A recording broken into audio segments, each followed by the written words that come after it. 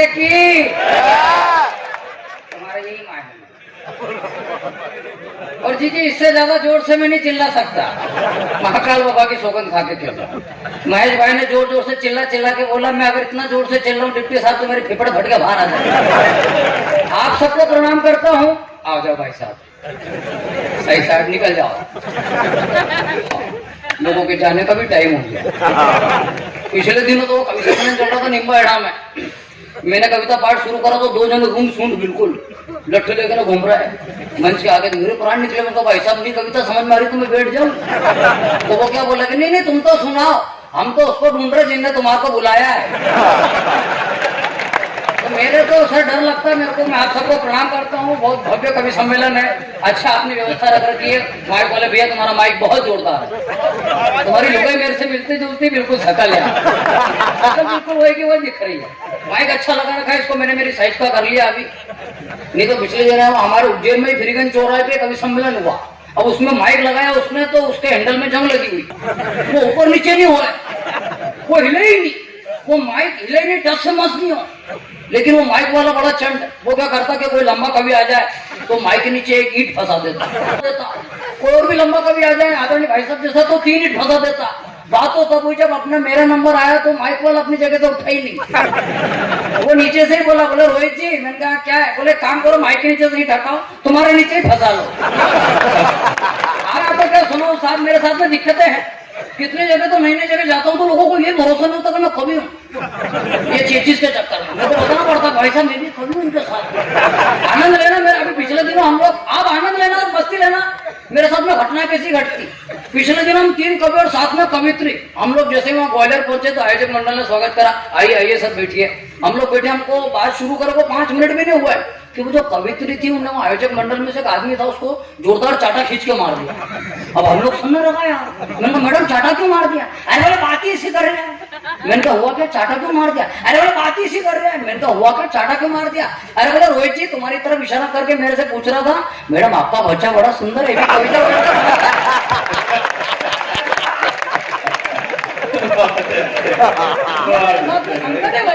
मतलब ये सब बड़े बड़े कवि बैठे हैं। मैं सबसे जूनियर हूँ, छोटा ही सब कल्पना के कवि। मैं विडम्बना का कवि। मेरे साथ विडम्बना घटती है। पिछले दिनों हम लोग कार्यक्रम में गए।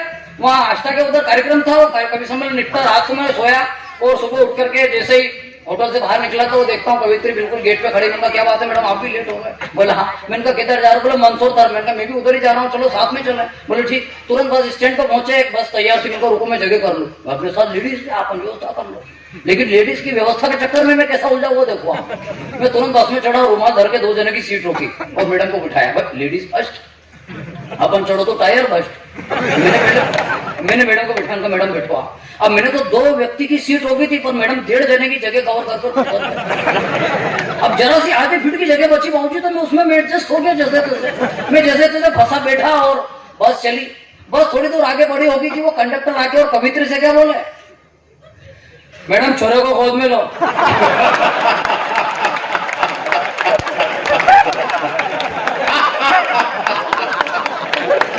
मैंने तो कुछ नहीं बोला यार, पर मैडम का दिमाग खराब हो गया।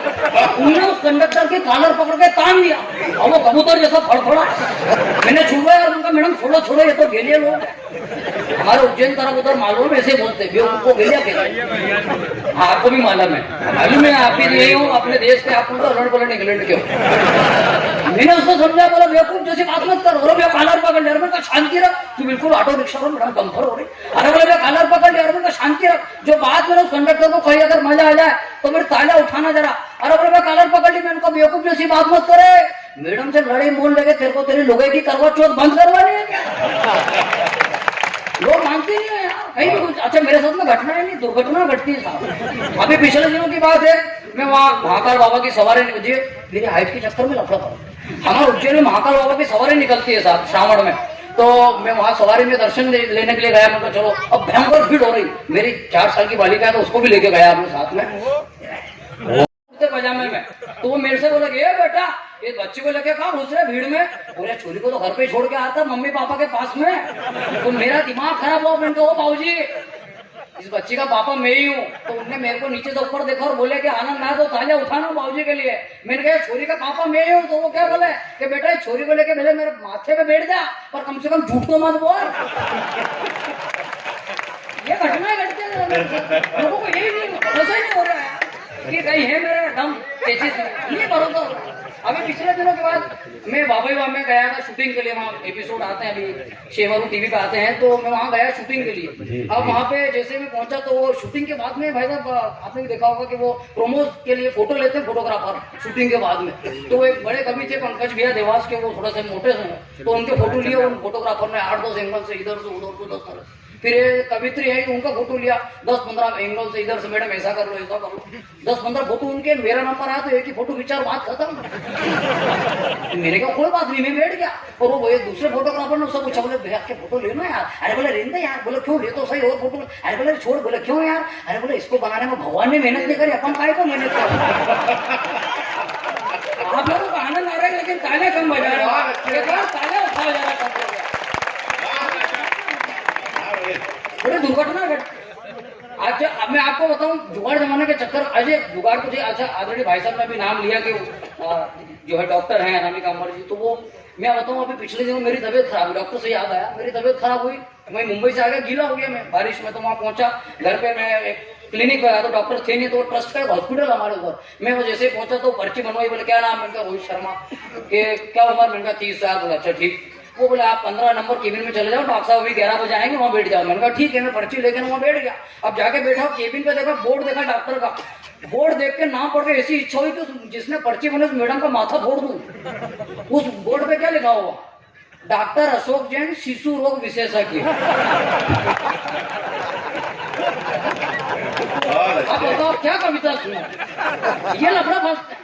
अच्छा कई बार मैं जुगाड़ जमाने के चक्कर में भी फंसता हूँ। जिस समय मैं कॉलेज में पढ़ा करता था, आनंद लेना कविता यात्रा कराता हूँ। जो कविता का मूल रस है वो आज आप शायद पहली बार सुनेंगे। आप आनंद लेना कि एक दिन मैं बस स्टॉप पे खड़ा बस का इंतजार कर रहा था। एक दिन मैं बस स्टॉप पे खड़ा बस का इंतजार कर रहा था, ये यूं बोलो आधे घंटे से टाइम पास ही कर रहा था। तभी मैंने देखा कि एक सुंदर लड़की सड़क पे कुछ ढूंढ रही है जो कोई भी होकर अपने मन को भा रही है। तुरंत मैंने सोचा रोहित अच्छा है मौका, और एक कागज पे आई लिख करके फेंका। वायु उठा के ले गए तो मैंने सोचा रोहित लड़की पड़ गई। दूसरे दिन भी जब उसी लड़की को देखा तो अब की बार तो पूरा लव लेटर बना के फेंका। वो इस बार भी उठा के ले गई तो दिल के अरमान जाग गए। मैंने सोचा रोहित अपने भी अच्छे दिन आ गए। तीसरे दिन भी जब ये घटना घटी तो अब तो लगा कंफर्म लड़की पटी। तभी पास की दुकान वाले ने मेरे को बुलाया और बोला कह रहे तू पागल है क्या, तेरा दिमाग घेराया। मैंने बोला क्यों यार, प्रेम पत्र फेंक रहा हूँ, देख नहीं रहा लड़की पटा रहा हूँ, कितना अच्छा रिस्पॉन्स देती है, जो भी कागज फेंकता हूँ उठा लेती है, मैंने कितनी बड़ी सफलता पाली है। तो वो बोला नालायक सफलता छोड़, वो तो कचरा उठाने वाली है। ये घटना है वैसे। अच्छा अभी पिछले दिनों अभी लॉकडाउन अपने जब लगा था तो सब लोग दूध लेने गए। आप लोग बड़ा आनंद ले रहे हैं। क्या हो गया? ये बात गलत नहीं भाई साहब। आदरणीय जैसे आदरणीय संजय भाई साहब और आप लोग बैठे हैं, वरिष्ठ जो बैठे हैं, तो इनकी उम्र के जो लोग हैं वो इनसे आकर्षित हो रहे हैं। रिवाज वरिष्ठ लोग बैठे हुए हैं, जो है सोनी मैडम बैठी हुई है, अनामिका जी बैठी हुई हैं, तो इनको देख करके महिला आकर्षित बोले अपने कुंबे की है। मैं खड़ा हूँ कि बच्चे बड़ा खुश होकर इनको आनंद ले लो, ये मेरे से इनको आप कुछ बोल नहीं सकते। ये टेंशन में बिल्कुल मत ला।